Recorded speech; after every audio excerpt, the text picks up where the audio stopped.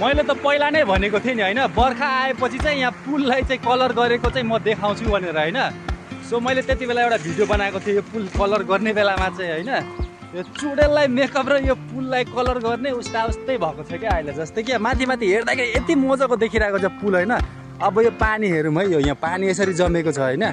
त्यति बेला होइन, त्यति नै बेला चाहिँ अब यो माटोहरू चाहिँ हटाएको भए चाहिँ यो माटोहरू हो कि यहाँ माटो छ नि, यहाँनिर चाहिँ कहाँ कहाँ दुलोहरू छ कि यो पानी भाग्ने चाहिँ होइन। यहाँ चाहिँ त्यति साह्रो खाल्डो छैन होइन।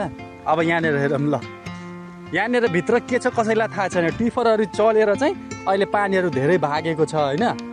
किनकि अघि म बिहान आउँदाखेरि चाहिँ यहाँसम्म थियो क्या पानी, यहाँसम्म थियो पानी, यहाँसम्म, यहाँ पुरै भरिसकेको थियो क्या।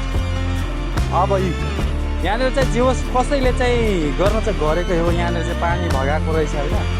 तर यो पानी यस्तो अप्ठ्यारो हुँदैछ अहिले। ल सिटी सफारीहरू पनि आउँदैछ होइन।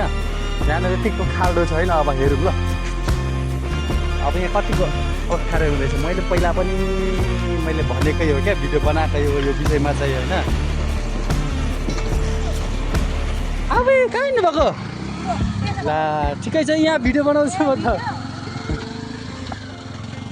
सो दिदीहरू जानुभयो होइन। यहाँनिर कतिको अप्ठ्यारो हुन्छ कि यहाँ साइकलमा या त हिँड्ने मान्छेहरूलाई बाटो छैन कि, मोटरसाइकलवालाहरूलाई यहाँ खाल्डो छ, थाहा हुँदैन, जे पनि हुनसक्छ नि त्यहाँ हुन चाहिँ।